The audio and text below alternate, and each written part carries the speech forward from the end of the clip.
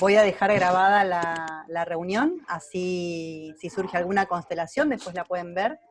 ¿Sí? Ya vieron cuando vimos el tema del coronavirus que pudimos hacer una constelación entre todos, así que bienvenido sea. Como regla general, vamos a dejar apagada el audio, ¿sí? Para que no se escuche el sonido ambiente. Yo de vez en cuando los voy a silenciar a todos, como ahora que lo acabo de hacer, pero así no se escucha el sonido ambiente, ¿sí? Y mientras tanto, cuando quieren hablar, pueden apretar la barra espaciadora, sale el audio, nos enteramos todo y después cerramos, ¿sí? Y cuando hagamos alguna constelación, voy a trabajar con las personas que estén representando en el tablero la constelación, ¿sí? ¿Estamos de acuerdo? ¿Sí? Bueno, ¿quién quiere empezar a contarme cómo le va o si vieron los videos de Hellinger?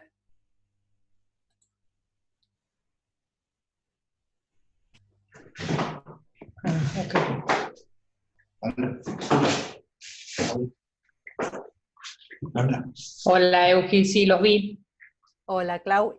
¿Y qué viste de los videos? ¿Qué te llamó la atención? Me llamó la atención que nunca había visto eso, ¿no? De el tiempo que se le da hasta que... Vi el que más me llamó la atención, ¿no? Cuando creo que el chico peruano va a querer representar a los chicos que eran asesinos. Y Exacto. él dice, bueno, voy a sanar a sus padres, y él le dice, no, sus padres no, o sea, que tienen que tomar conciencia de la culpa, tomar conciencia de la responsabilidad, o sea, dije, wow, es cierto, porque siempre si no la culpa es de otro y no toman su propia responsabilidad. Y el tiempo que se extendió hasta que lleguen a conectarse, me llamó la atención, porque a veces uno cree que tiene que apurar un poco, y ahí es donde está interfiriendo. Eso me llamó la atención. Exactamente, pero además, él en un momento en el video dice que esta pregunta ya se le hicieron muchas veces y que por lo tanto, como es algo que se emana del campo, lo va a compartir con todos con un movimiento del espíritu, ¿sí? Y esto es algo que van a aprender los estudiantes en el cuarto módulo, que es el de ancestros, ¿sí?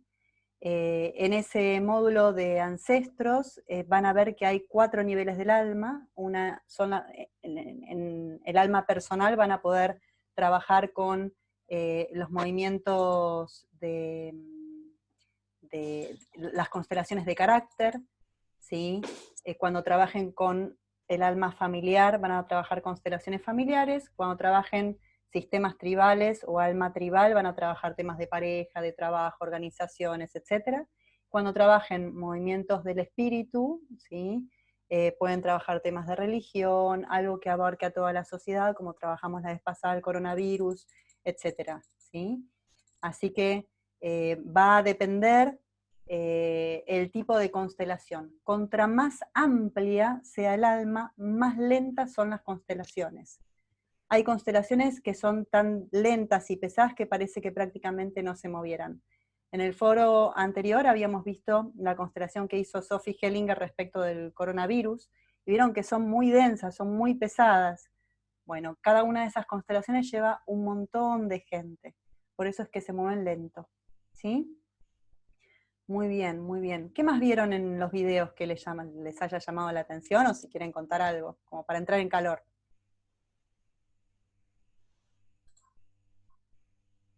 Hola Mau, ¿me escuchan? Hola, Sim. Sí, lo que a mí me llamó la atención es esto de que no hay inocentes, dijo Bert, y, y de alguna forma u otra, inevitablemente, es como inevitable lastimar a alguien. Me quedé como con esa frase y la sentí liviana en el sentido de es la vida. A Sí, mí me resonó. es imposible, o sea, nadie es absolutamente inocente. Como diría Cristo, el que esté libre de pecado que arroje la primera piedra, ¿sí? Nadie es absolutamente eh, inocente. Todos, de alguna manera, de hecho, nacemos lastimando. Acá acabo de subir la foto de mi sobrino, que acaba de nacer hace 10 minutos, y nacemos lastimando, nacemos desgarrando al otro, ¿sí? A mi hermana le hicieron cesárea. Ya existir implica dolor, implica amor, implica todas las emociones, implica miedo, implica duda. Entonces, a lo que se refiere Hellinger es, y apunta a esto, a que el interpelar, el estar en contacto con el otro, indefectiblemente implica dolor. Indefectiblemente implica defender mi identidad frente al otro para no perderme, por ejemplo. ¿Sí? ¿Quién soy yo frente al otro? ¿Cambia mi forma de ser respecto del otro? ¿Sí? Veo que hay 2 participantes que levantaron la mano.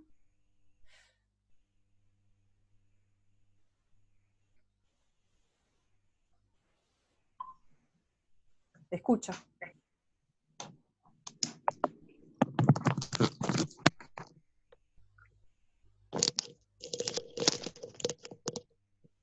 Bueno.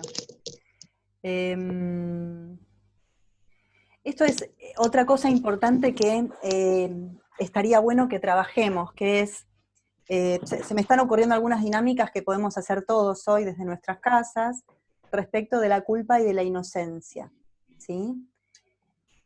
Él habla de que los inocentes son débiles. ¿Qué significa esto? ¿Quién se atreve a mostrarme una situación donde el inocente es débil?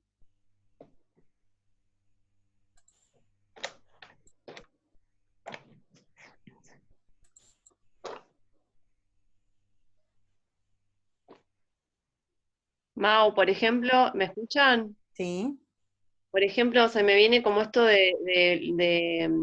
no sé, un matrimonio en donde hubo infidelidad y la mujer, digamos, entra como en el rango de víctima y lo culpa al marido, entonces ese culpar, digamos, no asume su responsabilidad como parte del matrimonio y hace que como que obtiene poder, pero en realidad mi hija, pero en realidad, digamos, está como debilitada porque no está asumiendo la responsabilidad ¿Sabes de cómo ser se parte. dice? Estoy en una conferencia, mi amor, mira, ya Mauge. Ma, ¿sabes cómo Hola, se Uma. dice Exactamente, o sea, la- hola, Umita, ¿cómo estás? Se mantiene débil el que se mantiene inocente. Pero ¿qué es exactamente ser inocente? El inocente también es culpador, ¿sí? Es el que le echa la culpa al otro de lo que le está pasando. Pero ¿qué es ser inocente? ¿En qué situaciones, por ejemplo, ustedes dicen, yo no tengo la culpa y me pasa esto? En realidad estamos hablando de la corresponsabilidad. Si uno actuó de alguna manera, el campo se lo permitió, la situación le permitió que el otro actuara de esa manera, ¿sí? Es decir, somos parte de lo que sucedió cuando estamos en un sistema, Pero en por un haber abuso, hecho por o por haber ejemplo, dejado de hacer. Ok. en un abuso no hay inocencia. Sí, pero el abuso ya consumado, hay personas que siguen culpando al abusador 40 años después. Y Sí. mantenerse en la inocencia hace que no puedan salir adelante después de un abuso. ¿Me explico? ¿Yo puedo hablar? Ahí va. Sí. Yo quería decir es que para mí la debilidad cubierta con la inocencia tiene que ver con el no enfrentar la vida, lo que sucede, lo que viene, no ir con el río, digamos, para mi modo de ver. Por ejemplo, un ejemplo, Vicky. Enfrentar una situación propia, personal, que de pronto es dolorosa. Por ejemplo, se me ocurre una situación mía. Cuando yo tuve a mi primer hijo que falleció, eh, era más cómodo, creo, la debilidad de dejarme abrazar todo el tiempo por los demás, en vez de ir a buscar qué más había o hacia dónde me llevaba a enfrentar ese dolor. Eso.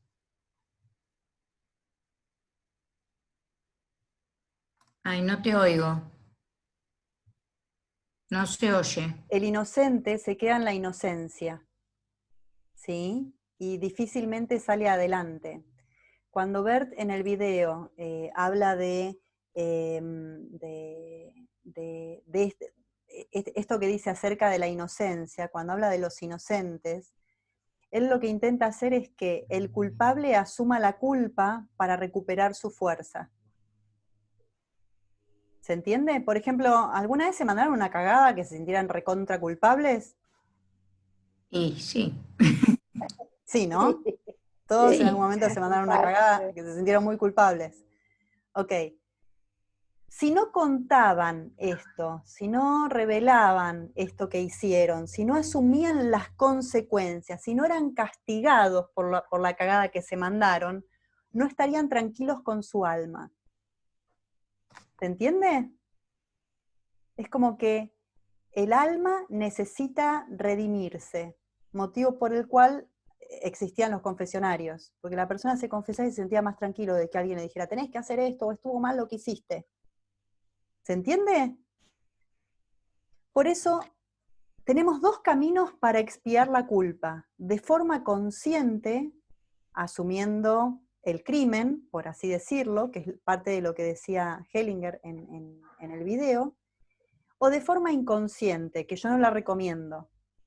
¿Qué significa? Que una persona que se siente culpable por haber hecho un acto que generaba dolor en otro, que carga con esa culpa, si no asume su rol de perpetrador o de que se equivocó o que la vida misma te lleva a esa situación, se va a hacer castigar de forma inconsciente, pagando con infelicidad o con daños físicos. ¿Qué significa esto? Imagínense, no sé,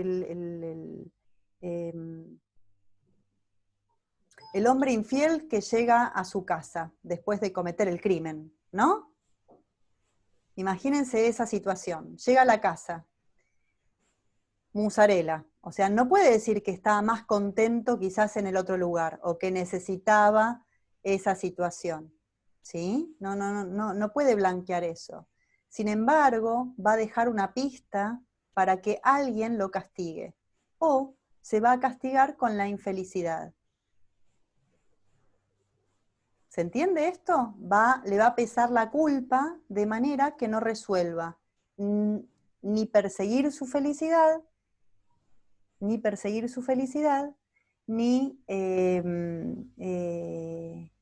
blanquear lo que le pasa. Entonces, cuando él habla de este chico de 18 años que mató a alguien, ¿sí? La persona que lo consulta a Hellinger insinúa esto de los atenuantes en un crimen, que si es más joven debería tener atenuante. Y Hellinger le dice, no tiene que tener un atenuante. Tiene que poder pagar la culpa, le devuelve la dignidad a esa persona.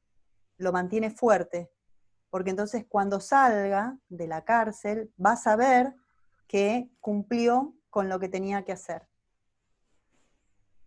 ¿Me siguen hasta acá? Sí. Bueno, después vayan pensando dinámicas, porque todos van a ser dinámicas respecto de la culpa y la inocencia hoy, ¿eh? Si tienen ganas, obviamente, desde sus casas. ¿Sí? Vayan pensando algo que realmente les haya pesado.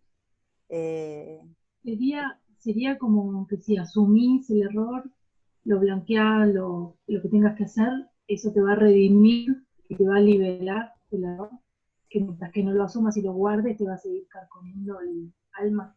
Correcto. No significa, supónganse que mataron a alguien, ¿no? Vamos a llevarlo a un caso extremo. Supónganse que mataron a alguien. Y que ese alguien, ustedes ya no pueden pagar por eso. No pueden pagar o devolverle la vida a esa persona, ¿sí? Solamente queda pagar. ¿Cómo paga uno cuando genera un daño muy grande? Con la culpa. La culpa es un poco reproche hacia uno mismo y miedo al castigo. ¿Sí? La culpa implica el miedo al castigo. Entonces, ante el miedo al castigo, uno se flagela, se da contra uno mismo. ¿Sí? Pero es el miedo y la necesidad al mismo tiempo. Es la necesidad de ¿qué? De expiación. De que ser castigado, o sea, Sí. como una búsqueda de ser castigado, o sea, miedo y necesidad a la vez. Correcto, ¿sí? Uno va a buscar el castigo, de forma consciente o de forma inconsciente. Se sabe en constelaciones familiares, por ejemplo, que una de las consecuencias de la pedofilia con el tiempo suele ser el cáncer de próstata, ¿sí? Donde la culpa se va a anclar en alguna parte del cuerpo como un recuerdo de aquello que hizo. ¿Sí? Entonces, sí, blanquearlo puede ser. En el caso de que el daño sea demasiado grande, en el caso de que el daño sea demasiado grande, entonces uno tiene que poder reconocer y responsabilizarse dignamente de sus actos. Eso a la persona le devuelve la dignidad, sí. Mauje, yo lo que entendí, como que eso equilibra el sistema después. Exactamente. No solamente, sí, es como que es ese equilibrio, digamos, no solo de la persona, sino del sistema. Así es, porque si la persona no toma conciencia y no se hace responsable de lo que hizo, lo más probable es que se repita. Por ejemplo, esto es un caso real de un genograma. Una persona, sin querer, manejando, mata a otra persona. ¿Sí? Sin querer. O sea, un auto iba por Panamericana, una moto se acerca, ¿sí? De un tipo que estaba borracho en la moto, toca el auto y muere el motociclista. Tiempo después, ese hombre queda tan choqueado porque se siente un asesino, porque carga con eso, ¿sí? Aunque haya sido un accidente, pero su alma se siente homicida. Entonces, tiempo después muere un hijo de esta persona, en una situación similar. ¿Me explico? ¿Por qué la responsabilidad frente a la culpa es tan importante? Lo Mau, mismo, en sí. ese caso que digamos que él no pudo evitarlo y fue realmente un accidente, pero él sentía esa culpa. Era el destino. O sea, En constelaciones lo que hacemos es confrontar a la víctima junto con el victimario. ¿Y qué sucede? El victimario cree que la víctima desea matarlo por lo que hizo. Porque así funciona la culpa. Yo debería ser castigado por esto que pasó, por no haberme dado cuenta. Y hay cosas muy lógicas, por ejemplo, yo debería ser castigada por no haber salvado el destino de la humanidad. ¿Se entiende esto, no? O sea, cosas que a veces nos culpamos que son totalmente ilógicas. Por ejemplo, yo debería haberme dado cuenta que tal día, a tal hora iba a ocurrir ese accidente. Cosas que son irrisorias. Entonces, lo que va a buscar una constelación es confrontar la víctima con el victimario, y cuando se miran a los ojos, generalmente no ira. La víctima no desea que muera el victimario, simplemente que las cosas queden tranquilas. ¿Me siguen con esto? Deditos para arriba si me entendieron. Lo último que dijiste no se escuchó bien. Lo último no se escuchó bien. Entonces yo les voy a pedir que solamente pongan para hablar cuando estén hablando. Mientras tanto los dejan en silencio los micrófonos. Y para hablar pueden usar la barra espaciadora, ¿sí? ¿Qué fue lo que dije? ¿Qué fue lo que dije? que la víctima no va a querer que muera el victimario. Cuando se miran a los ojos, generalmente lo que pasa es esto. Ahora, ¿y si eso no pasa? Entonces, el victimario tiene que pagar. Por eso, Hellinger decía, no, que vaya a la cárcel con todo el peso de la ley. una constelación voy a poner esto en silencio, una constelación en México, creo que era en México, que en México, sí, en México, que un hombre tenía ataques de ira, y en uno de esos ataques había ahorcado al perro de la familia y se le habían salido los ojos al perro, ¿no? Imagínense la esposa y el hijo viviendo con él, y él tenía miedo de matar al hijo. Entonces, Sophie Hellinger le dijo que él tenía que en su casa construir una cárcel y encerrarse todos los días, ¿sí? Y que solamente cuando la familia le diera permiso, él podía salir de esa cárcel que se había construido, ¿sí? De la misma manera, un ejercicio que se hace en las cárceles de Alemania es a las personas, a los homicidas, le ponen una foto de la víctima adentro de la cárcel, para que todos los días la mire. ¿Sí? Entonces el asesino se siente tranquilo de saber qué es lo que hizo, de saber que está ahí por lo que hizo. ¿Se entiende esto?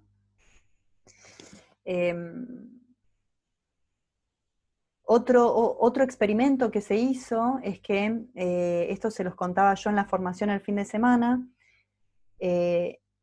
en las cárceles se reunían a los familiares de las víctimas, de los asesinados, vendría a ser, de los occisos, con los asesinos, ¿sí? Y se les pedía, mientras a los familiares de los damnificados, que eligieran un castigo para los homicidas, ¿sí? Que eligieran una tortura o un castigo para los homicidas. Y así como lo dijo Hellinger en el video, las familias de los damnificados no querían daño para ellos. Ahora, quien desee un daño para ellos, entonces lo tiene que pagar. Y así el sistema se estabiliza y no se repite generación tras generación aquel daño que se hizo. Lo mismo pasa en los sistemas de abuso, ¿sí? Donde hay un abuso en una generación, en otra generación, hasta que una habla y puede culpar al culpable. El culpable se queda tranquilo y el resto de las mujeres, las progénitas, también. ¿Sí? ¿Me siguen con esto?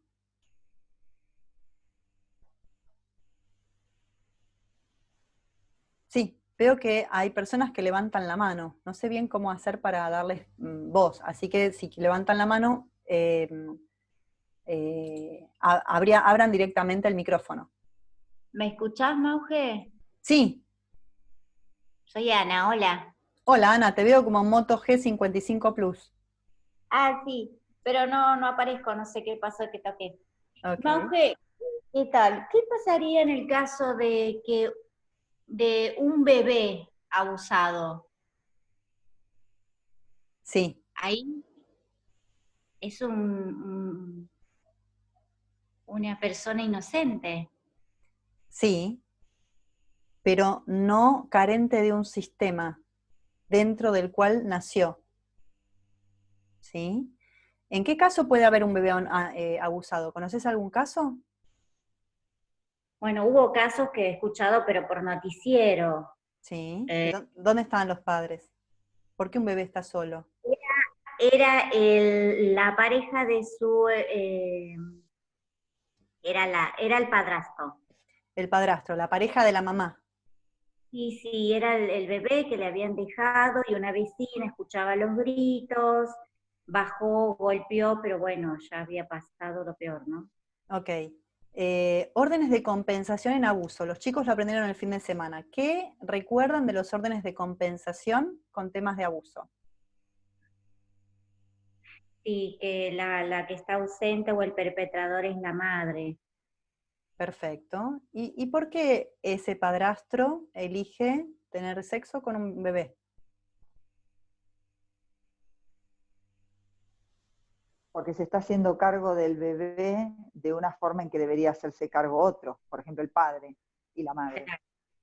Así es.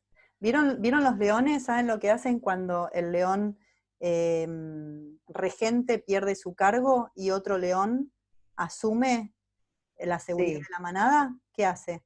Sí, es terrible. Mata y todos los le mata a todos los Mata a las cachorros de la leona. Mata a todos los cachorros, exacto. ¿Por qué? Porque de esa manera la leona se le va a entregar, porque ella genera hormonalmente un montón de sustancias que hacen que necesite ser servida nuevamente en forma urgente. Entonces es como que ahí, digamos, el león aprovecha. Sí. Nosotros somos una parte instintiva, pulsional, y una parte cultural y pensante, ¿ok? Pero esa parte cultural y pensante está asentada sobre los animales que somos. Más allá de eso, para que un hombre abuse a un niño pasan muchas otras cosas. Por ejemplo, si la mujer manifiesta su odio al padre del bebé, porque ese tipo que tenía antes era un hijo de puta y vos sos el bueno, por ejemplo, ¿sí? ¿Cuántas veces escucharon esto? Mi ex es un maldito, pero vos sos el de verdad. ¿No? ¿Cuántas veces escucharon esto? ¿Cuántas veces dijeron esto?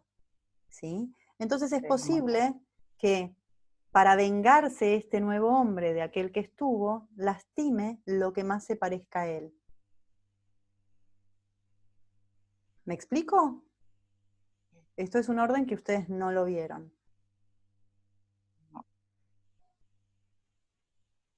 ¿Por qué venganza? Si, ¿quién preguntó? A ver. Irene. Irene, ¿viste? Imagínate que, Irene, que vos y yo somos amigas, ¿no? Y viene, no sé, a ver, alguien que levante la mano.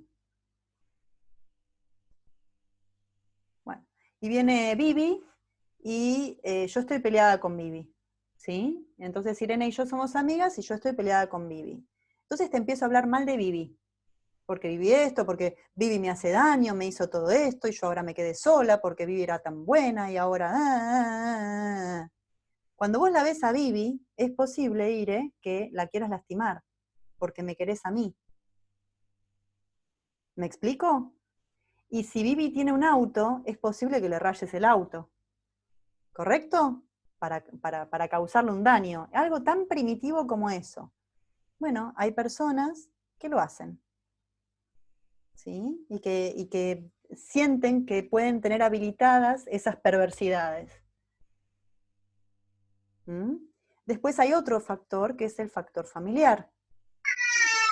Pero previamente es un perverso. Pero previamente tiene que tener una estructura perversa, digamos, para poder violar. Sí, pero tenemos que saber, nosotros como seres humanos, que vivimos en un mundo donde eso sucede y existe. Que no todos son como nosotros. Cuando ustedes estén facilitando un taller de constelaciones, cuando ustedes les pueden llegar estos casos, a mí me han llegado estos casos donde me cuentan que abusaron a alguien. ¿Se entiende? Donde me cuentan su placer y su devoción por las niñas. Ahí no estaría siendo muy importante constelar o mirar a la madre o a la persona que habla mal de, como que está generando esa situación.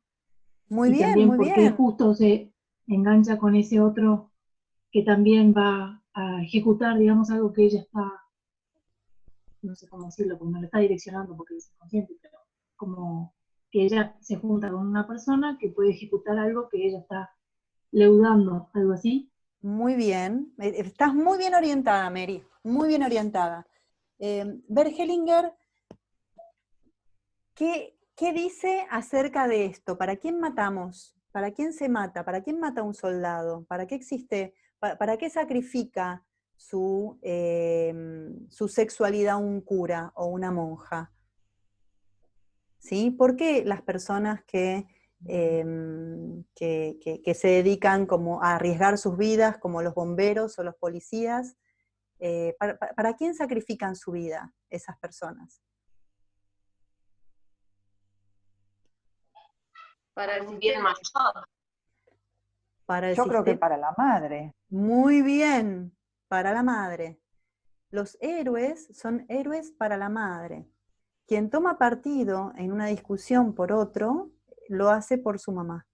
porque quiere que la madre viva, está intentando salvarla, o salvar a las figuras que fueron de protección en su niñez. ¿Sí? Quien toma la antorcha de héroe y sale a interpelar por los demás, ese está tratando de salvar a la madre o a las figuras que le dan seguridad. En el caso de lo que hablamos con Irene, yo me siento segura con Irene, Irene se siente segura conmigo, entonces yo le hablo mal de Vivi, va Irene y le raya el auto, porque quiere que yo viva. No sé. Sí, Pero claro. eso no es violar el orden de la jerarquía. Sí, bueno, violar un bebé también. Sí, sí, justamente. Donde aparecen problemas es donde se dañan los órdenes del amor en jerarquía, pertenencia, equilibrio y reconocer lo que es. Eugi, una consulta. Sí. Algo que me viene ahora, ¿no? Yo cuando era chica, me acuerdo que mi abuela era muy sobreprotectora mía, ¿no? Me llevaba mucho a todos lados con ella y tenía como un tabú con el tema sexo. Y un día me voy a donde había unos obreros y un obrero de ahí quiso abusar de mí. Pero yo sin saber lo que querías si era malo o bueno, yo sentí en mi interior que no estaba bien lo que me estaba diciendo y me fui corriendo. Ahí ¿qué hay que ver? ¿Lo que quiso hacer el hombre? ¿Lo que yo sentí? ¿O nada porque no pasó el abuso en sí? ¿Se entiende? No se escucha. Lo que sí pasó, Clau, es que vos te defendiste. Vos te defendiste. Entonces, si había algo que podía ser dañino para alguien, para el sistema o lo que fuera, lo que importa es que vos te defendiste. Eso es lo que hace la diferencia. Cuando hablábamos de los inocentes, hablamos de que el inocente es débil porque se siente inocente frente a una situación. Ahora, si yo te digo a vos, Clau, vos te defendiste, vos pudiste hacer algo con eso que te pasaba, seguramente esa respuesta la vas a reproducir en otros momentos. ¿Me explico? Es la diferencia entre tener la fuerza de haber podido hacer algo o no tenerla. Es la diferencia entre ser inocente o ser activo frente a esa situación. Cuando nosotros constelamos temas de abuso, tenemos que tener en cuenta de jamás mirar al abusado con lástima. ¿Podrán hacer esto? Sí. Viene una chica y les dice, me violaron entre 4 personas. ¿Qué miramos? Hellinger dice que hay que mirar con amor al perpetrador, porque si uno mira, se pone del lado de la víctima, se debilita como facilitador, digamos. Exactamente. ¿Y cómo tenemos que ver la capacidad que tenga verla a la víctima capaz de sobrellevar esa situación? No mirarla como decir, uy, pobre, sino decir, bueno, tiene la fortaleza le pasó eso porque ella tiene la fortaleza para sobrellevarlo. Muy bien. Y si llega a un taller de constelaciones ya la tuvo. ¿Cómo? Perdón, interrumpí. Centro vacío, pues si no, viste, como que te invaden las propias emociones y no podés hacer la constelación, me imagino. Exactamente. Y ahí está el primer video de Hellinger, el que les mandé. Esto del propósito en la vida, o cómo miramos a la humanidad, desde qué lugar podemos mirar estos movimientos humanos. ¿Sí? Yo puedo mirar en una situación donde un bebé es abusado, recién nacido, o puedo mirar una situación donde una mujer es violada por 4 hombres y golpeada, o donde una persona entra a una casa y mata a toda la familia, ¿sí? O un virus destruye el 10% de la humanidad, y poder mirarlo con el entendimiento de para qué es ese servicio, ¿sí? Al servicio de qué está eso. Cuando una persona llega a constelar, esa persona ya logró un montón. sobrevivió a eso. Si yo digo pobre de esa persona, si yo le quito la dignidad de haber vivido eso, en primer lugar le quito la dignidad de haber vivido ese momento. La mantengo en un lugar de debilidad. ¿Me siguen hasta acá? Sí. Mauge, sí. Te quiero preguntar si también vale para el caso de los estafadores seriales. ¿Sí? Porque hay un abusador y hay víctimas. ¿Con los estafadores seriales? Claro. Sí. Yo, por ejemplo, conozco un señor que estafó a mi padre y a un montón de personas de más de 10 millones de dólares, mucho más. Uh-huh. Eso también lo tenés que tomar como si fuera víctima y victimario. Ahora, ¿cómo se paga? El señor cuando yo lo conocí, este escribano, lo conocí a través de mail porque vive en otro país. Uh-huh. La mujer tenía cáncer en el cerebro y se murió ahí. Yo entendí que si él era un estafador, como yo sabía, estaba, digamos, su mujer pagando por su culpa. ¿Sí? Y de alguna manera él estaba dejando a sus hijos, que era lo más preciado, sin su madre. Perfecto. ¿Y qué más? ¿Qué más se les ocurre? ¿Cómo se paga? A los demás. ¿Cómo se paga una persona que estafa un sistema? ¿Cómo lo paga? Y a mí se me ocurre que con la pobreza después, o sea, en algún momento, la miseria en alguno del sistema. Sí. Capaz, no sé si en él, pero sí en alguien del sistema. ¿O conocen la historia del rey Midas?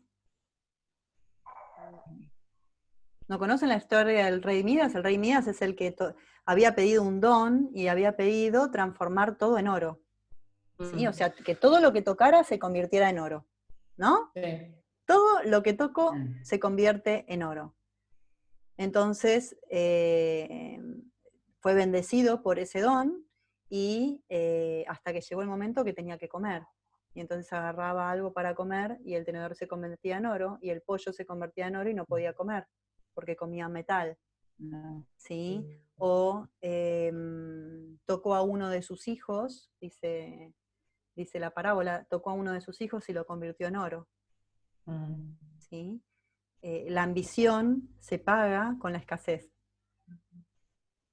¿Sí? Sin embargo, en el caso de Reina, está claro que disfrutan de lo que tienen. ¿Sí? Y si hago del dinero un ídolo, lo más probable es que me sienta defraudado en algún momento por lo mismo. Por lo tanto, estafado. Bueno, hoy está en la cárcel. Bueno, y está bien que esté en la cárcel. Está muy bien. Que él se conecte con eso. Cuando esa persona cumple su sentencia en la cárcel, entonces cuando sale, siente que tiene intacta su dignidad porque ya pagó el precio que tenía que pagar.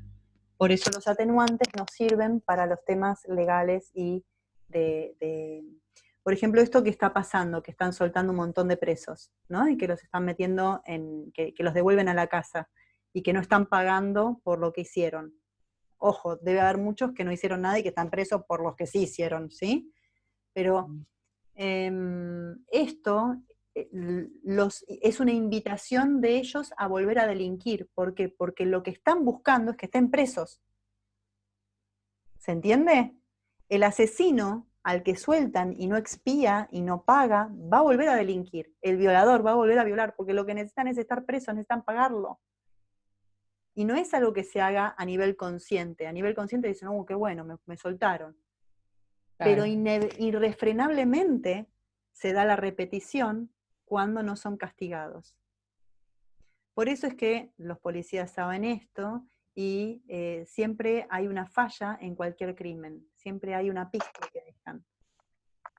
¿Sí? Y no es algo que sea a nivel consciente, es algo que sea a nivel inconsciente. Por ejemplo, la esposa, que igual las mujeres son más cuidadosas, pero la esposa que vuelve de estar con el profesor de tenis, ¿sí? Llega a la casa y, no sé, se olvidó el teléfono arriba de la mesa. O justo llama el profesor de tenis en un momento que no tenía que saberlo el marido y se lo descubre. ¿Sí? O llega justo a la casa, o el marido justo pasa cuando están entrando al telo. ¿Sí? Cualquier crimen, ahora, 1 o 10 generaciones después, se sabe. Y se expía, porque es un movimiento más allá de lo consciente. ¿Sí? Bueno, en mi caso de la estafa, cuando me enteré que fue a la cárcel, no por lo que nos estafó a nosotros, yo dejé de luchar para recuperar la plata de mi papá, por ejemplo. ¿Y cuando dejaste de luchar, a él lo metieron preso o después? No, cuando me enteré que a él lo pusieron preso, como que yo me sentí aliviada y dejé de luchar por recuperar la plata de mi papá. ¿Qué es lo que yo les digo? Cuando los presos ya están presos, las víctimas dejan de querer lastimarlos, o se aquieta el odio, porque se paga. Entonces, eso evita que se repita en la siguiente generación. ¿Sí? O sea, no hay amor incondicional en los sistemas. Si hay un agresor, tiene que haber una víctima y tienen que conciliarse, tiene que enfrentar. ¿Quiénes se encargan de enfrentar a la víctima y al victimario? Los abogados. ¿Sí? El juez. Mauje, ¿te puedo hacer una pregunta? Sí, Porque nosotros estamos mirando a las familias, a las víctimas, pero los perpetradores, al tener esas conductas, también tienen su propio sistema familiar. Y quizás estén compensando compensando algún daño recibido. Como los Montesco y los Capuleto. ¿Sí? Romeo y Julieta es una muy buena representación de 2 familias que están en puja y 2 hijos que mueren expiando la culpa de ambas familias. ¿Sí? Un genio, Hamlet. Sí, exactamente. Y eso también se ve en genogramas, cuando doy las jornadas de genograma, como en una misma familia están las víctimas y los perpetradores. O sea, donde alguien fue asesino, donde alguien mató gente, generalmente se expía con la muerte de alguno de los integrantes. ¿Sí? Lo vimos en un montón de constelaciones eso. Donde se ve, por ejemplo, una persona que viene de la época del proceso de matar un montón de gente y que después los hijos mueren en accidentes. Y el sistema es tan implacable, tiene tan poca compasión que no perdona a los hijos. Y el que mató no es el que muere, mueren los hijos, muere lo más valioso para esa persona. A veces son los hijos, a veces son los bienes, todo lo que son bienes de esa persona, todo aquello a lo que la persona se apega. ¿Se entiende? Porque si no tiene hijos, entonces lo pierde de otra manera, pierde el trabajo, pierde el prestigio, pierde la casa. Euge. Sí, Clau. Me quedé con algo que la verdad que no lo había pensado. Hasta ahora vengo entendiendo todo eso, pero cuando hablaste de la infidelidad, por ejemplo, si hay un matrimonio que uno de los dos es infiel, que es lo que dijiste recién, por ejemplo, ¿puede ser que a los hijos le tocan parejas infieles? No, eso es otro movimiento que seguramente lo vamos a ver más adelante en la formación cuando veamos pareja, ¿no? Que es el tema de que los hijos se identifican con aquello que los padres aman y sufren. Entonces, es muy posible que tengas un hijo que se parezca más a un amante o a un ex que a la persona con la que lo tuviste. ¿Sí? Si yo, por ejemplo, tengo un especial placer en tener amantes, lo más probable es que mi hijo o mi hija ocupe el rol de amante, porque se va a transformar en aquello que yo deseaba. Si yo deseaba más a mi amante que a mi marido, es normal que mi hijo desee convertirse en aquello que yo deseo, con todo su ser. Es una forma de quedarse con el amor de mamá. ¿Sí? Entonces, suponete que, no sé, que tu marido tenga un amante, ¿sí? Entonces tu hija va a buscar hombres que la tengan de amante. Claro. ¿Sí? ¿Cómo se hace para que eso deje de suceder? Uno tiene que reconciliarse con lo propio y la hija tiene que habilitarse a la exogamia, hacer algo diferente a lo conocido por la familia. Y acá hay una salvedad de algo que descubrí hace no mucho tiempo, Clau, que es que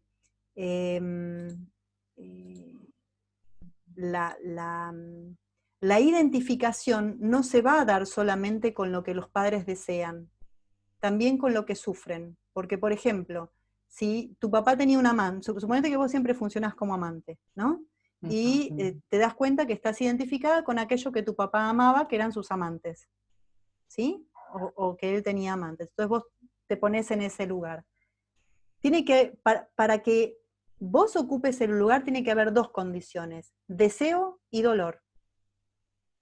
Deseo y dolor. Deseo de tu papá por esas personas, deseo de tus papás por esas personas, y dolor en sostener y guardar ese secreto. Ahí es donde aparece la culpa. La culpa como motora de la repetición.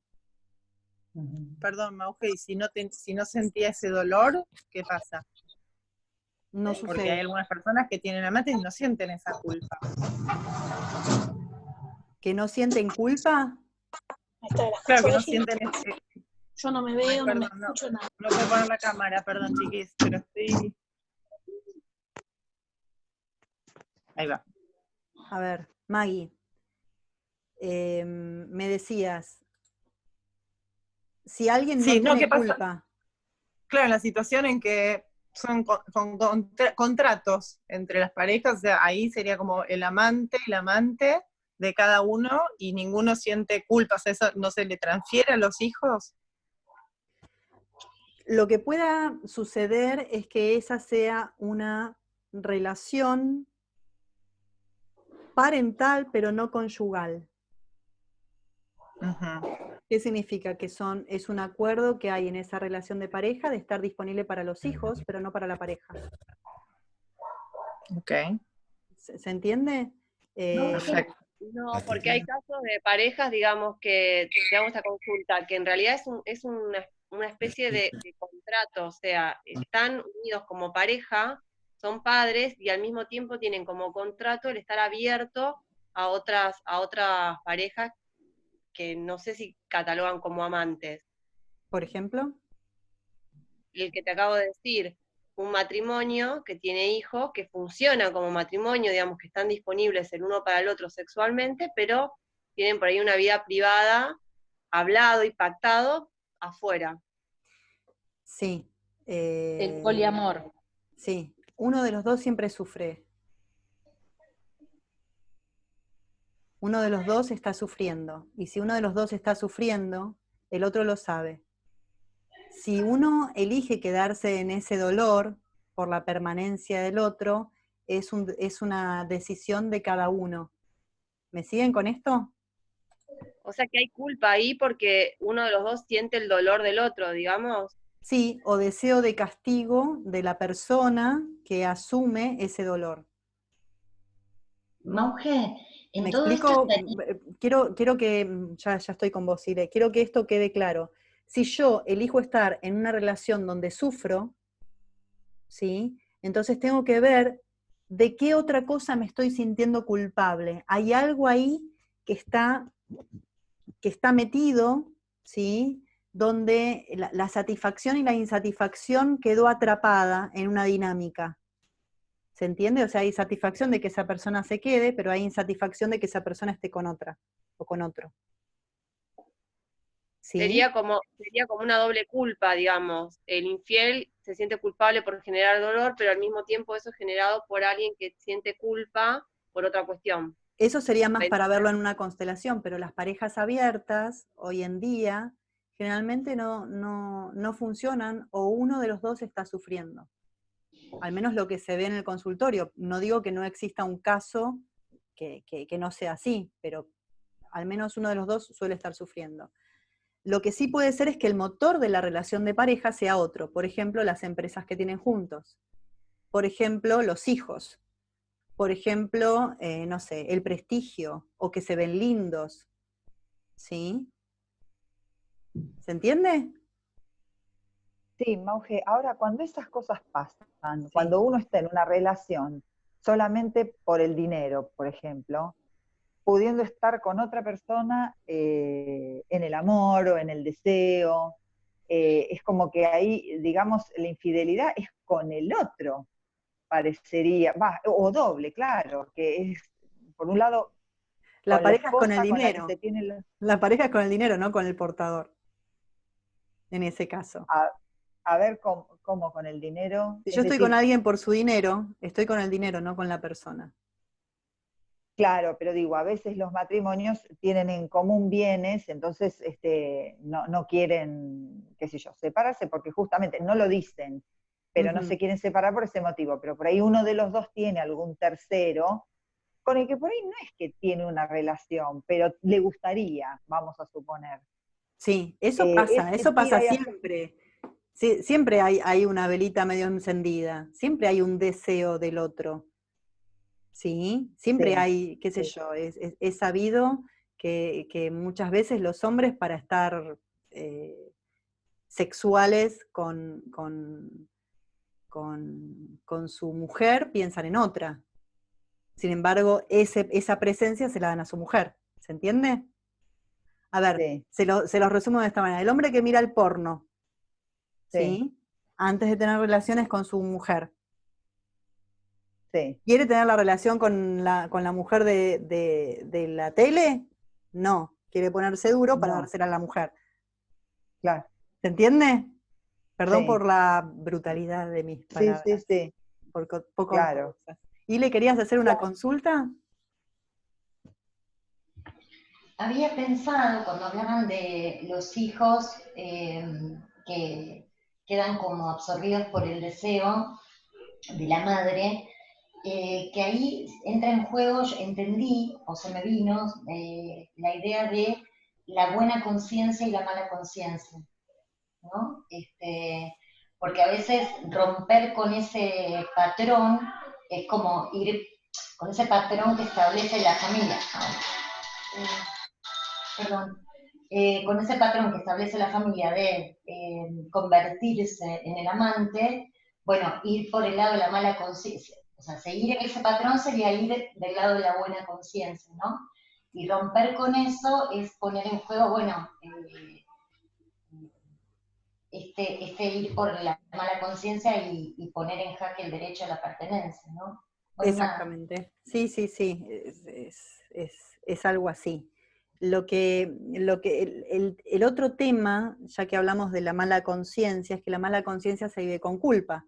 Entonces, responsabilizarse de aquello que uno hace al otro es también la salida y la libertad de un sistema.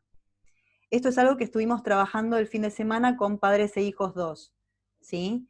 Cualquier situación donde yo lastimo a otro va a tener como un remanente la culpa, ¿sí? Supónganse que toda mi familia no estudió, ¿no? Y yo quiero estudiar, o que toda mi familia nunca trabajó en relación de dependencia, nunca trabajó fuera de la relación de dependencia, y yo quiero abrir mi propia empresa, ¿sí?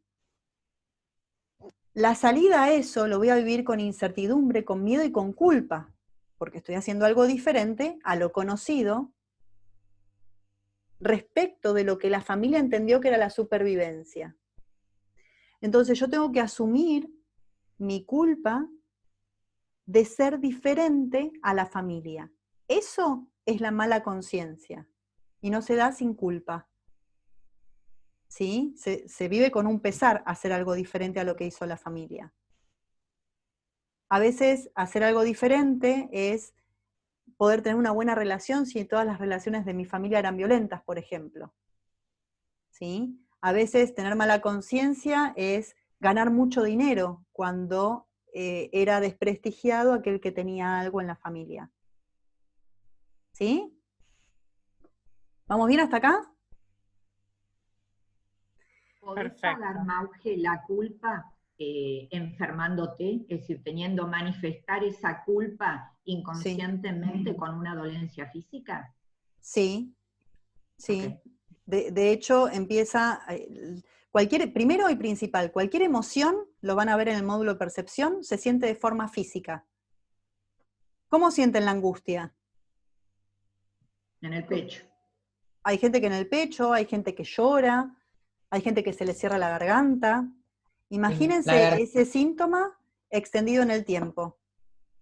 Algo va a pasar. ¿Sí?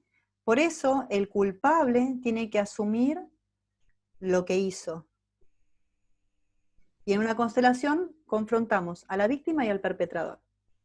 ¿Sí? ¿Cómo vamos hasta acá? Perfecto. ¿Perfecto? ¿Tienen ganas de hacer una dinámica? Sí. Mauge. Bueno. Sí. Yo. Carla. Carlita. Carlita de Río Gallegos. Una pregunta. La mentira es una manera de omitir la culpa? Qué buena pregunta. ¿La mentira es una manera de omitir la culpa? La mentira es una de las cosas que más traba los sistemas. Y algo que más resuelve los sistemas, algo que más resuelve los sistemas, es reconocer lo que es. ¿Recuerdan el cuarto orden del amor? Esto de reconocer lo que es. ¿Sí? Bueno. La mentira es una articulación que hacemos para no hacernos cargo de algo que en la realidad está sucediendo. Hay muchos tipos de mentira. Hay mentiras ilusorias. Por ejemplo, a mí me hubiese gustado que algo sea de esta manera, entonces lo cuento como si de esa manera hubiese sucedido. Supónganse, en niños abusados, es muy común que digan que el cuco vino a la habitación y me asustó metiéndose debajo de mi cama, ¿sí? Entonces, se genera una ilusión para poder soportar una situación cuya realidad hubiese sido insostenible para la estructura psíquica que yo tengo en ese momento. ¿Me siguen hasta acá? La mentira es simplemente no hacerse cargo o no poder asumir algo que está sucediendo en la realidad. ¿Sí?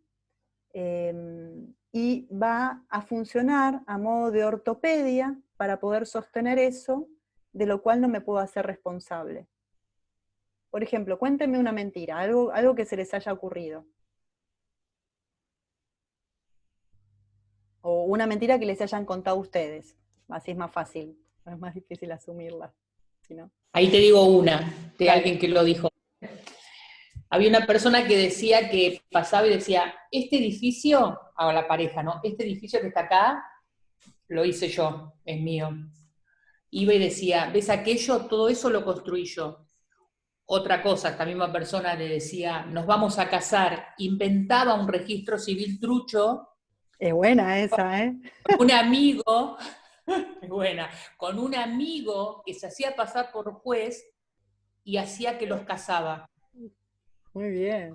Bueno, yo vi un caso de una persona que le había dicho a la novia que su padre había muerto. Y ella lo acompañó al velorio. No había muerto el padre. No solamente eso, sino que consiguió las cenizas y lo acompañó a despedirse de las cenizas del padre. Resulta que el padre estaba vivo. ¿Sí? Hay que ver si no es la misma persona, Eugenia. Podría ser. Ay, no sé. ¿Para qué hizo esto? ¿Para qué hizo ventilamos los trapitos? ¿Para qué? Porque no puede vivir esa persona sin el reconocimiento del otro, en primer lugar. Segundo, le hubiese gustado hacerlo, le hubiese gustado que el padre estuviera muerto, le hubiese gustado construir ese edificio. Pero en la realidad no, en la realidad simplemente somos humanos, simplemente eran humanos que uno podía no querer al padre o no querer presentárselo, o podrían decirle, no me quiero casar con vos. Eso sería asumir la realidad, conectar con las emociones y decir, no tengo ganas de estar con vos, no me quiero casar con vos. Mirá qué lindo ese edificio, qué lástima que no fui yo quien lo construyó. O qué ganas de matar. ¿Y cómo lo paga? ¿Eh? ¿Y cómo lo paga el que miente? Tarde o temprano carga con su culpa. Tarde o temprano se ven las consecuencias. El tema es que con la mentira sucede tarde. Entonces se rompen o se tergiversan los destinos de las personas. En líneas generales, los mentirosos son bastante desconfiados, y eso es un modo de pagar, porque no descansan, tienen cierta intranquilidad, tienen la sensación de que todo el mundo los va a cagar, de que el resto es mentiroso. Y eso yo lo veo también como un modo de esta intranquilidad con la que viven, es un modo de pagarlos para mí, ¿no? Lo entiendo así. Sí, pero también a nivel sistémico, el mentiroso detiene los sistemas. Cuando en una familia se sostiene durante mucho tiempo una mentira, las personas empiezan a defragmentarse. Entonces empiezan todos como a separarse, ¿sí? Y esto lo vemos muy seguido, cuando hay un secreto muy grande que se mantiene en una familia, van quedando todos congelados y se va deteniendo el sistema. Y después todos funcionan como islas.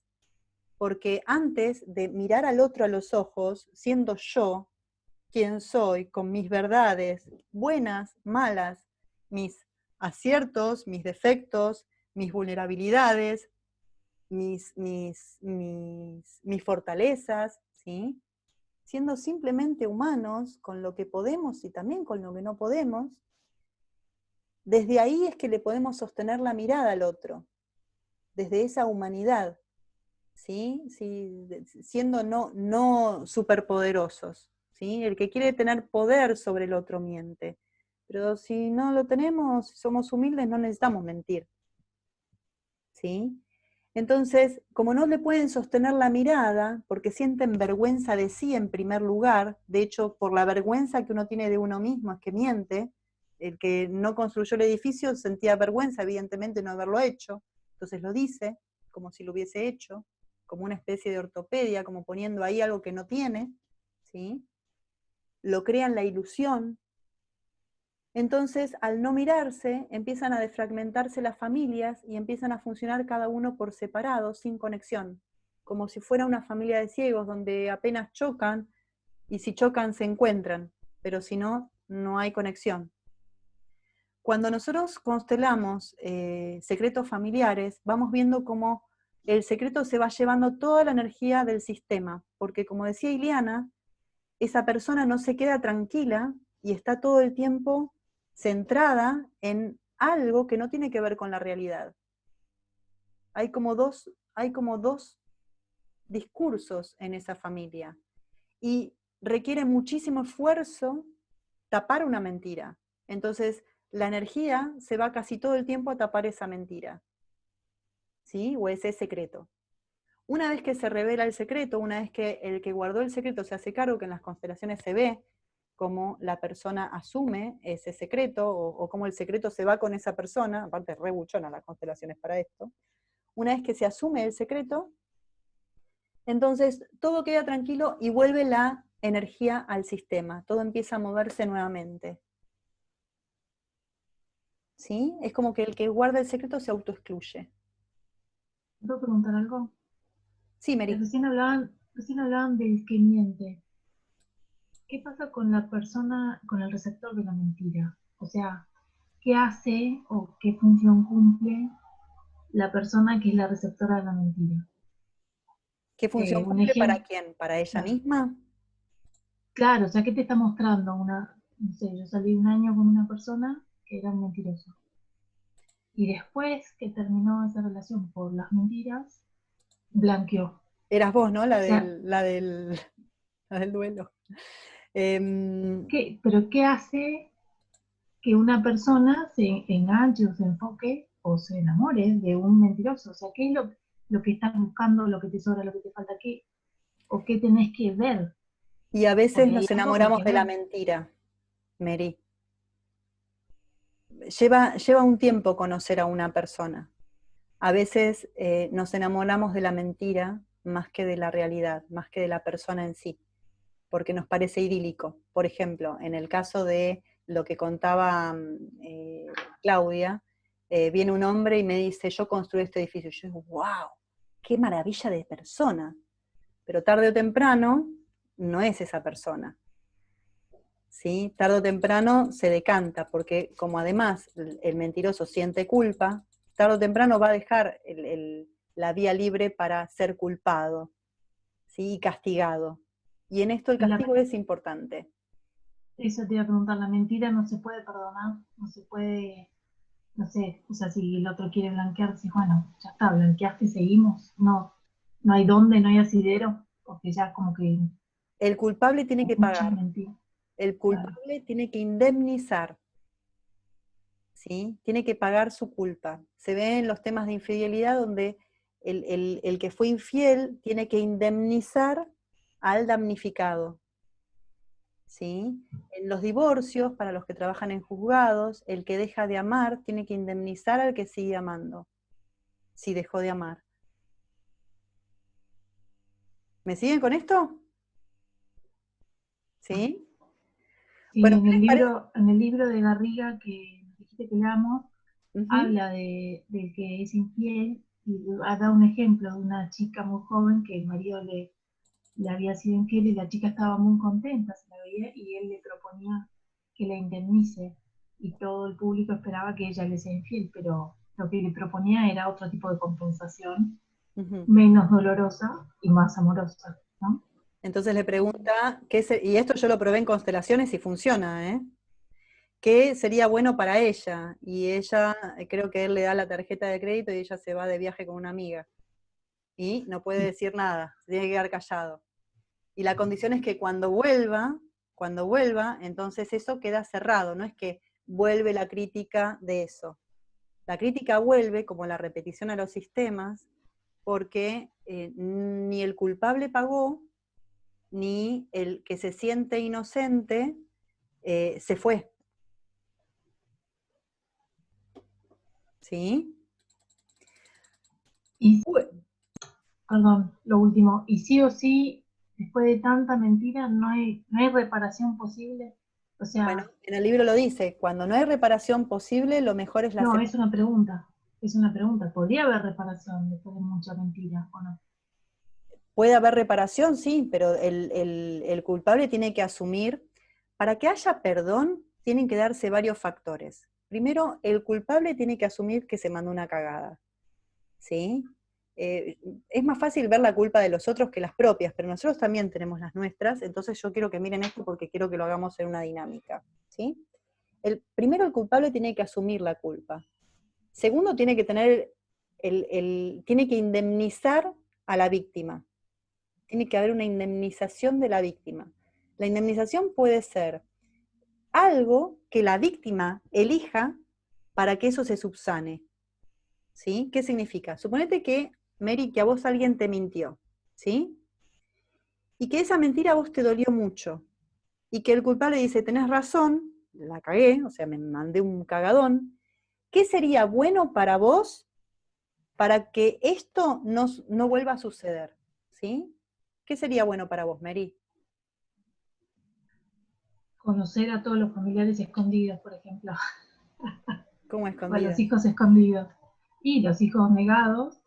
O sea, porque el caso concreto era que tenía un montón de hijos y no los había blanqueado. ok, vos buscarías la verdad. Claro. ¿Sí? No solo dichas, La sino verdad te la tiene que decir. Te tiene que decir toda la verdad. Sí, ¿Sí? ya la dijo la verdad. Entonces, Pero para además tiene que compensar, haber decir, una bueno, no. para que vos te quedes tranquila, tiene que haber una indemnización. ¿Me explico? Sí. Vos tenés, para que haya perdón, tenés, en primer lugar, ¿sí?, que reconozca su error. En segundo lugar, que repare su error, que te muestre a todos los familiares, sería la reparación del error. Pero también tiene que haber una indemnización. ¿Y cómo se indemniza una mentira? No se indemniza, o sea. Tiene que tratar muy bien. Te tiene que tratar muy bien.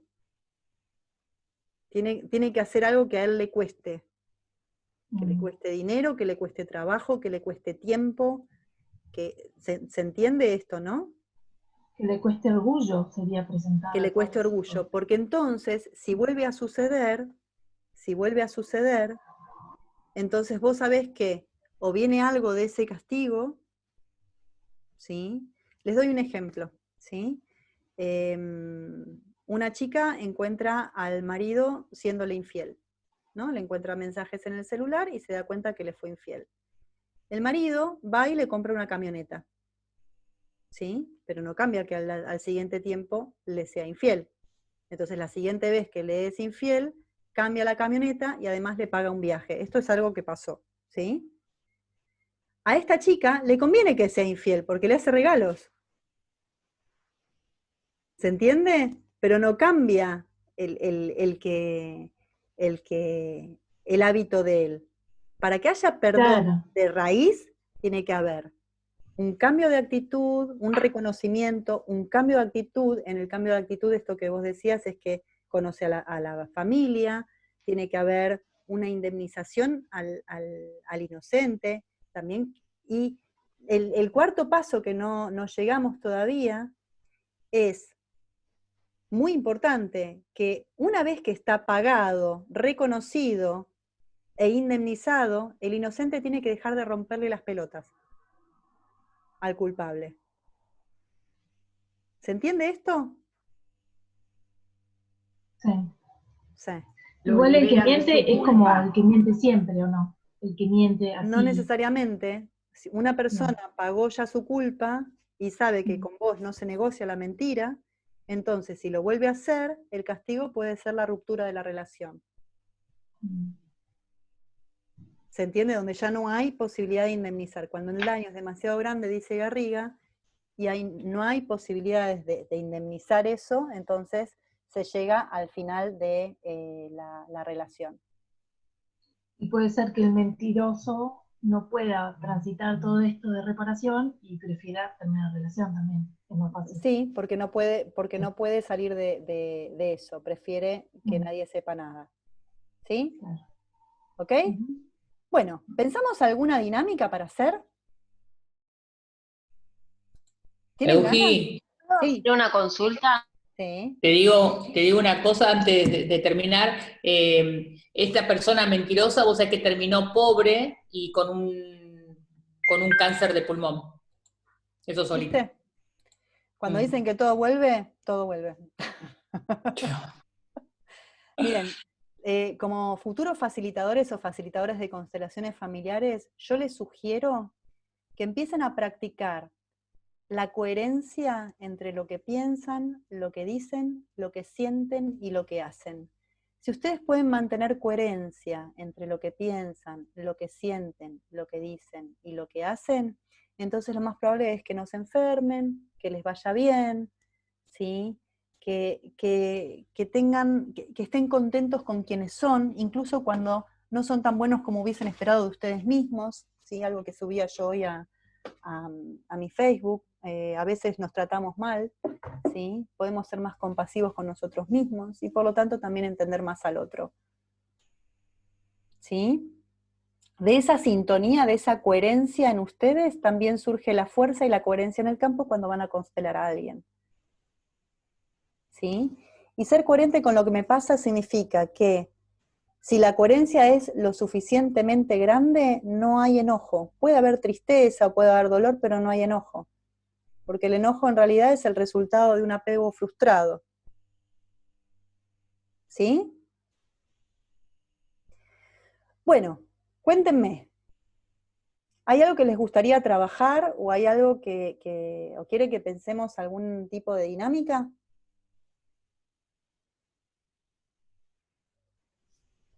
¿Alguien que le gustaría ver algo en una constelación?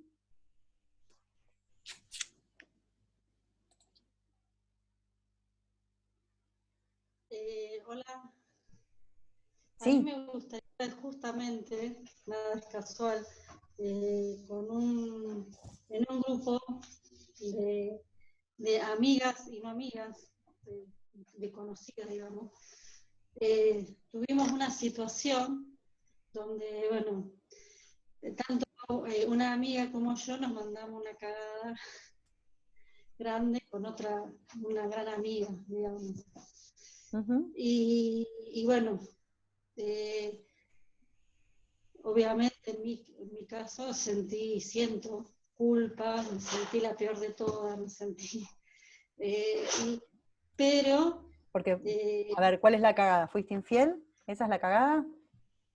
Y siempre tengo como el mecanismo de no hablar, yo no me meto en karma ajeno. ¿No te metes en qué? como en el karma de los demás, ¿no? No me meto, no hablo cuando tengo que hablar, no evito los conflictos. Si hay dos amigas, bueno, entre ellas dos se peleaban y yo no me metía, porque bueno, era el problema de ellas. Y se hizo toda una bola tan grande que explotó, digamos. Y bueno, ahora es como que obviamente el vínculo está dañado y bueno, yo me pude ver todo este mecanismo del no evitar el conflicto, de no hablar en el momento, esto es lo que vos decís, de ser coherente, digamos, con lo que pienso, siento, y me cuesta mucho el conflicto, porque siento que no me sé defender, no tengo como herramientas, me paralizo. Yo ante un conflicto me paralizo y me quedo muda, mi mente queda en blanco y quedo ahí. Okay. No tengo reacción, digamos, no me sé defender. Entonces, por eso siempre evito. Déjame entender un poquito qué es lo que pasó. Era un grupo de amigas, una habló mal de la otra, se mandó la cagada y se pelearon todas. ¿Algo así pasó? Sí. Okay. ¿Y se pudieron disculpar con la persona a la que dañaron? Sí. Ok, aún así se rompió el vínculo. Sí, como que ella nos dijo, bueno, que obviamente que el amor está, pero que le va a llevar tiempo. Está perfecto. ¿Pudieron indemnizarle de alguna manera? ¿Pudieron pagar la culpa de alguna manera? Eso estaba pensando, creo que no. No sé. Bueno, pueden hacerle un buen regalo de amigas. Juntarse con las que la dañaron y hacerle un buen regalo. Y decirle, esto no va a reparar el daño que te hicimos, pero nos hace sentir bien con vos. Y sos valiosa para nosotras. Si ella quiere, vuelve, y si no quiere, se queda con el regalo. Pero ustedes se quedan tranquilas de que hicieron lo necesario. Esto también es importante, que ustedes se sientan tranquilas de que hicieron lo necesario. Bien. ¿Sí? Bueno, ¿cómo les parece que podemos hacer una dinámica con esto? O con lo que sea. Discúlpame, lo que contaba la compañera me hizo acordar al video que nos invitaste a ver de Propósito de Vida.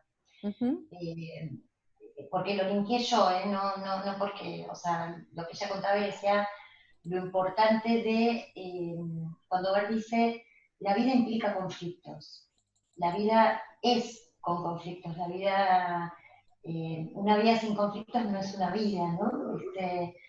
Nada, me hizo acordar a esa parte del video, al mismo tiempo esto de cuando él habla de estas catástrofes que pasan a nivel mundial, no habla mundial, pero estas catástrofes que pasan en donde si nos sentimos responsables nos debilitamos.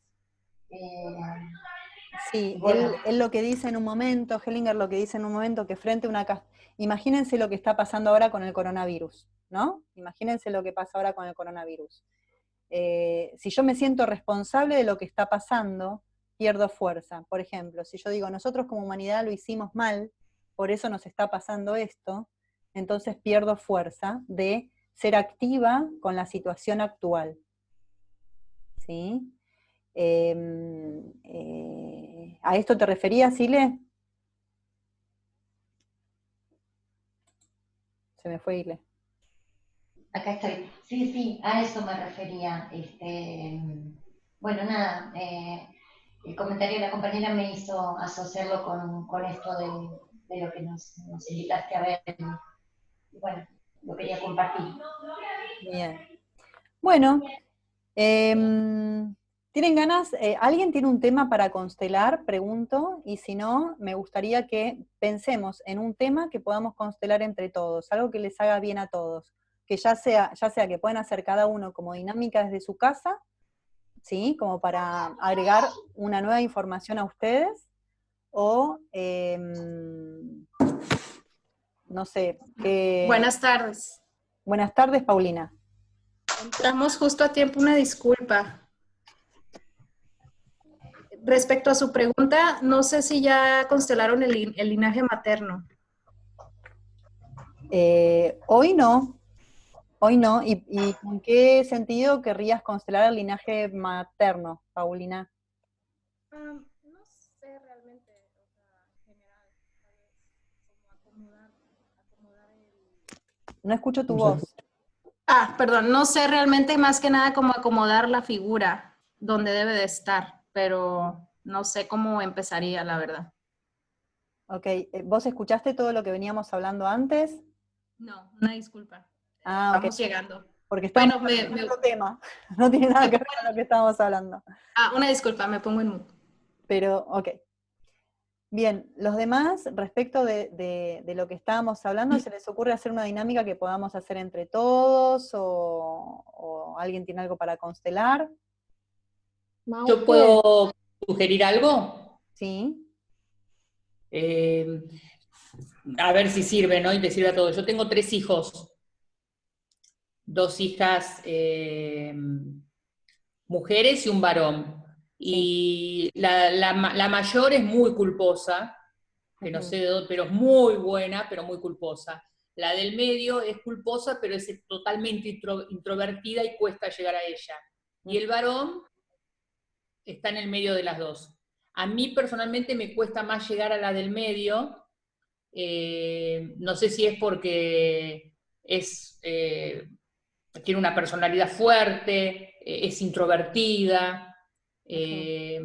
Como que los hijos obviamente no son iguales, gracias a Dios, pero es la que a mí me toca más en fondo. No sé si esto sirve para algunas también, ¿no? Ok. ¿Y qué constelación te parece que querés hacer? ¿Qué es lo que te gustaría hacer? No estoy segura si constelar el tema con los hijos o tiene que ver algo mío o tiene que constelar Ornella, en este caso sola. Okay. A todo esto, no sé si tiene que ver, cuando hay hijos, cuando hay abortos, obviamente ellos están al tanto de eso, o sea que no se oculta, esta familia no se oculta nada. Yo estoy pensando más que nada, Claudia, en hacer algo que le sirva a todo el grupo, no solamente por eso te pregunté. A una persona, sino si, por ejemplo, si quieren que veamos una dinámica sobre la culpa que pueda ser útil para las familias, sí, bueno. Ani. Mauge, ¿te acordás la última vez que yo estuve en tu casa, que hablábamos de los excluidos, que vos explicaste lo de los excluidos, que yo me sentí muy identificada? Yo todos los días me siento culpable, y duele mucho. ¿Culpable no sé de si qué? ¿Se puede ver algo de eso? ¿Culpable de qué? Y cuando sos el excluido, que uno digo que se siente culpable, yo me siento culpable de que mi familia me mire raro, que yo no hice las cosas como ellos querían, todo eso. Bueno, eso sí podríamos ¿Puede haber algo de hacerlo eso? cada uno. Podríamos hacer una dinámica que cada uno haga en su casa con la culpa y con la inocencia. ¿Sí? Por ejemplo, si hay algo de lo que se sienten culpables, no los santos del grupo, ¿no? Que seguramente no tienen culpa de nada, pero los otros que somos humanos que sí tenemos culpa de muchas cosas, nos mandamos muchas cosas, desde el chocolate de más que me comí hasta... Pero podríamos hacer una dinámica respecto de asumir alguna culpa que tengamos. Culpa también puede ser haber dañado a otro, o haber juzgado a otro, o haberme quedado con una diferencia respecto del afecto del otro, haber reclamado algo. El chocolate de más seguro yo lo tengo que constelar. Pero ¿qué le parece si hacemos un reconocimiento de nuestras culpas? ¿Tienen ganas? Bien, sí, está buenísimo. En lugar de hacerlo en el tablero, como hicimos la vez pasada con la constelación del coronavirus, me parece que cada uno podría hacer una dinámica en su casa ahora. ¿Qué les parece? Bien. ¿Sí? Entonces podemos hacer, por ejemplo,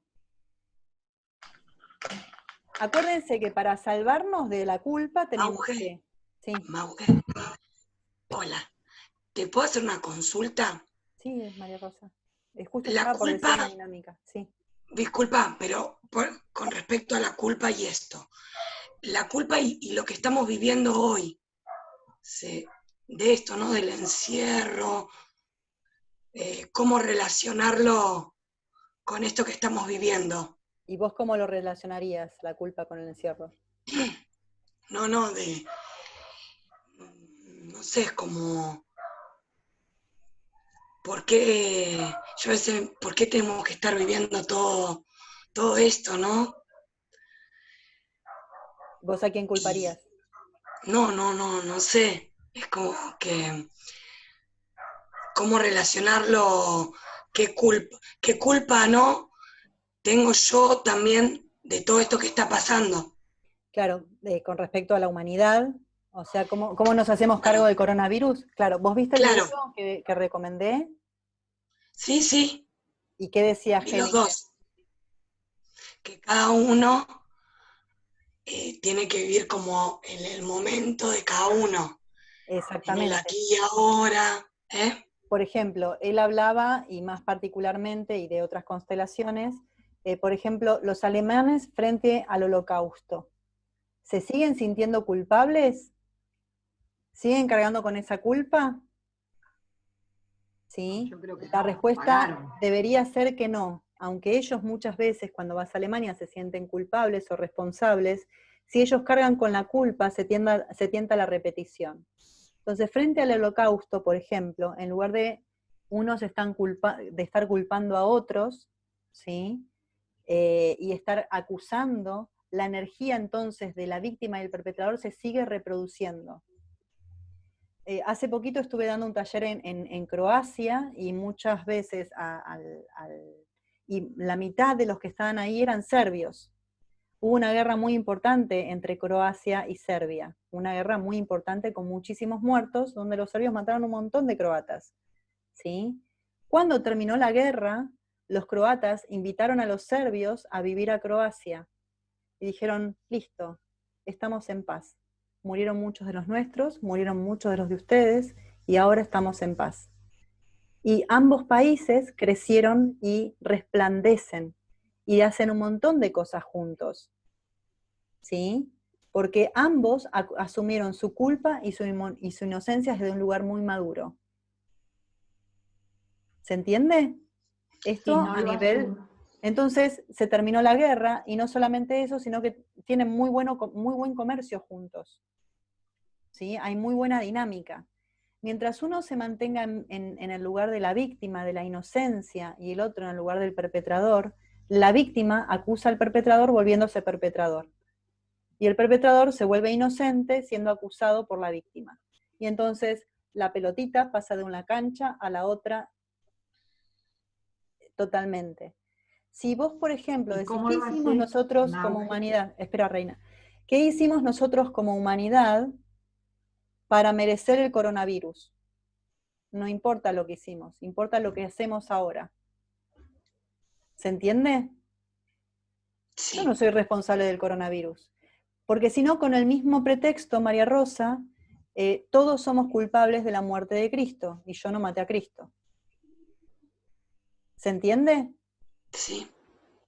¿Y cómo tomás que estemos, que no se esté cuidando al planeta, que no se estén respetando los derechos individuales tanto de la tierra como de las personas? Ok, ¿quién no lo hace? ¿Quién no lo hace, Reina? ¿Quién es el culpable? Contame quién es el culpable. No, culpable no, pero por ejemplo, ¿quién lo las hace? emanaciones tóxicas, ¿sí? Sí. Que generan las grandes potencias mundiales. China Okay. y Acá Estados Unidos. ya acabas de culpar a las grandes potencias mundiales. ¿Ves que aparece la culpa y el culpador siempre? ¿Sí? Esto también lo refiere Hellinger. Nosotros podemos ser responsables de lo que hacemos y de lo que decidimos hasta donde llegamos nosotros, ¿sí? Y en tal caso, si hay un culpable de la contaminación mundial, tomar las cartas en el asunto es necesarias para eso. ¿Se entiende? ¿Y qué pasa? Que los que no cumplen no hacen nada para repararlo. Claro. Al contrario, se reafirman en su posición. Ok, ¿y?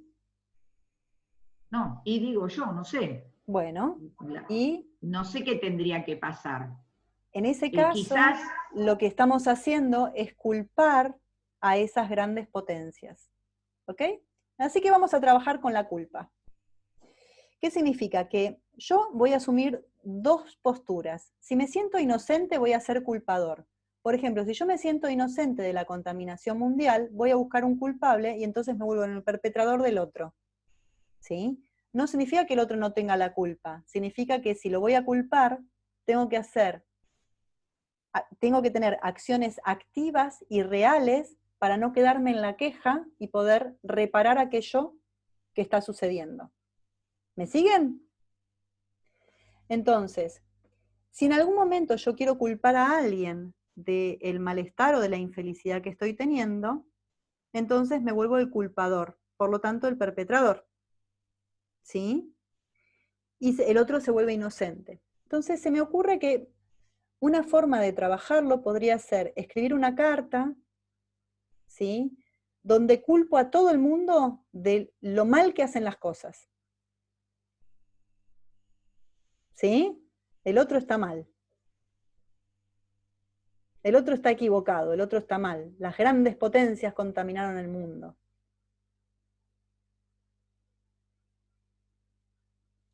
Después puedo escribir una carta culpándome a mí de todo lo que no hice y todo lo que hice mal.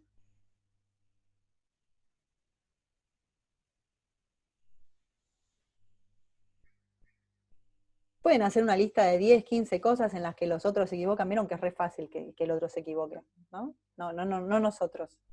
Y después una lista de 10, 15 cosas que nosotros hagamos mal.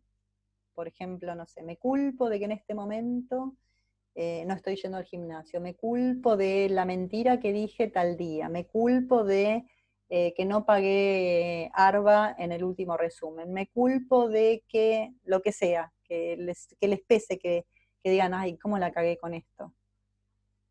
Me culpo de haber reaccionado violentamente ante una situación que quizás no lo ameritaba.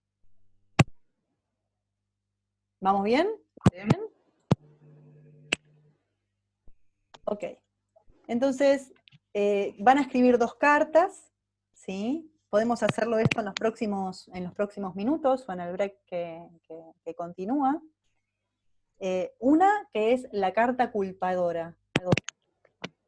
Y la otra que es la carta de yo culpable.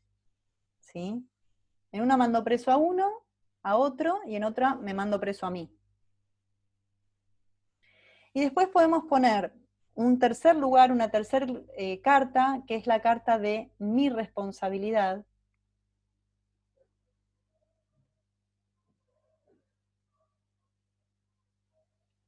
Y otra carta respecto de asumir, estoy pensando,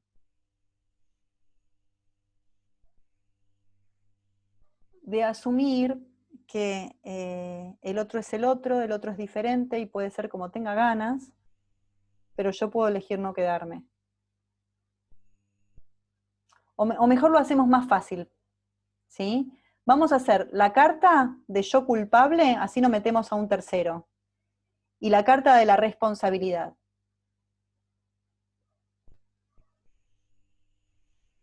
¿Se entiende lo que vamos a hacer? Vamos a escribir una carta. Entonces, ¿2 solas? ¿Dos solas?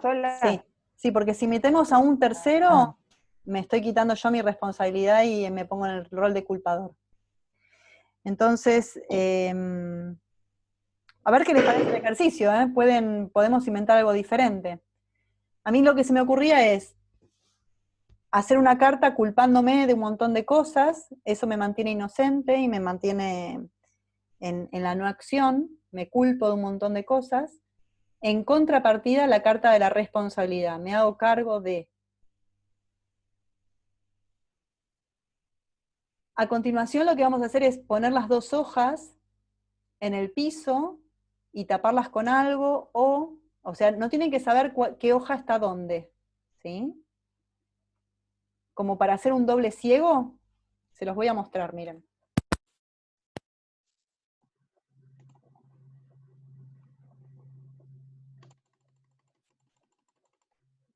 ¿Me ven ahí? Voy a mostrar el consultorio. ¿Me escuchan y me ven? Sí. Bueno.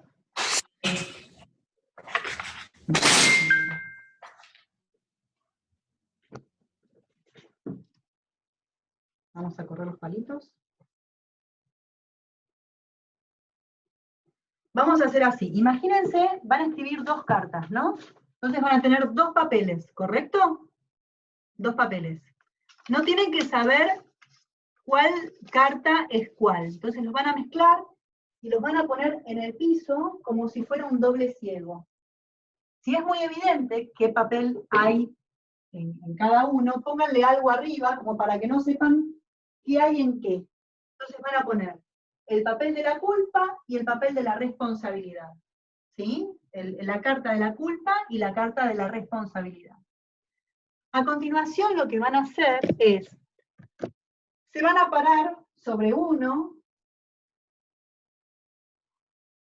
y van a tomar registro de cómo se sienten físicamente. Si se sienten más fuertes, si se sienten más débiles. Y después se van a parar sobre el otro y también van a tomar registro de cómo se sienten. Si se sienten más fuertes, si se sienten más débiles.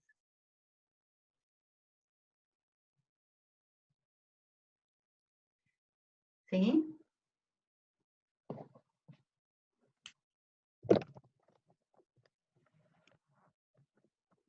¿Me siguen? Sí. Ahora en la parte de notas, les voy a, en el chat, les voy a explicar cuál es la dinámica, por las dudas que le quede alguna duda. Básicamente, vamos a hacer 2 cartas. Una que sea de qué me culpo, ¿sí? Y otra que sea de qué me hago cargo. Que sea un compromiso conmigo mismo. Por ejemplo, a partir de ahora me responsabilizo de esto, esto, esto y esto. ¿Sí? Luego, cada carta la van a poner en el piso boca abajo, sin saber cuál es cuál. Se paran sobre una, se fijan físicamente cómo se sienten, si más fuerte, si más débil, ¿sí? Y luego se paran sobre la otra, y se fijan si se sienten más fuertes, más débiles, etc. ¿Ok? Y después vemos las conclusiones, porque quizás sea mejor negocio renunciar a culparse o a culpar al otro y ser más activo con la responsabilidad. ¿Ok? Mauge, sí. Independientemente de lo que pongamos en la lista, componer culpa y responsabilidad, porque ya eso nos va a dar un dato, ¿no? Sí. Sí. Sí. Pero sería ideal que nombrar al dragón, o sea, poder decir y poder nombrar aquello con lo que me castigo todo el tiempo. Porque, por ejemplo, el autorreproche, el mirarnos a nosotros mismos peyorativamente, es una bolsa que cargamos todo el tiempo. Y si ustedes quieren tener una buena relación con la vida, tienen que empezar relacionándose bien con ustedes y perdonándose a ustedes mismos. ¿Sí? Es más fácil perdonar al otro si yo soy tolerante conmigo mismo. ¿Vamos bien hasta acá? ¿Sí? Sí. Bueno. Son las 19:41. ¿Les parece? Nos reencontramos a las 20 y compartimos cómo fue el ejercicio. Yo ahora en el chat, para los que le quedaron dudas, les voy a decir cómo se hace el ejercicio. ¿Ok? Sí, ok. Manos a la obra. Adelante. Voy a dejar de grabar un ratito.